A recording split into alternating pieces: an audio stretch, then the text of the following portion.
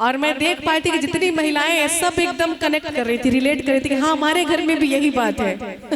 और वो स्माइल चेहरे पे आ गई। तो आपके घर की बात यहाँ हमने बता दी, ऐसा हर घर में होता है।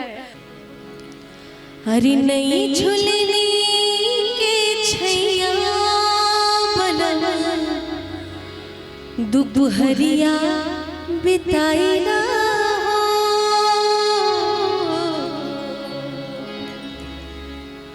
नई झुलनी के छैया बनम दुपहरिया बिताई ना नई झुलनी के छैया बनम दुपहरिया बिताई ना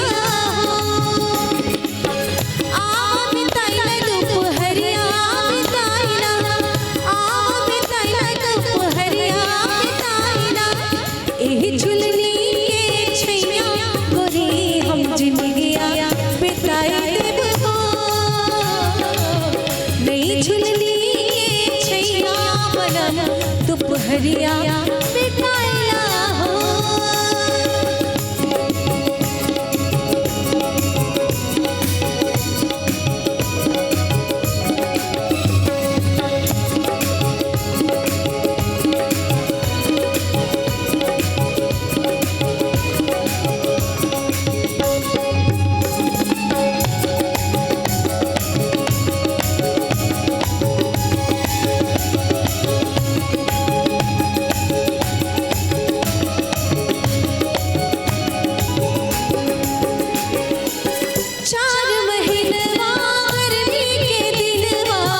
गर्मी के दिन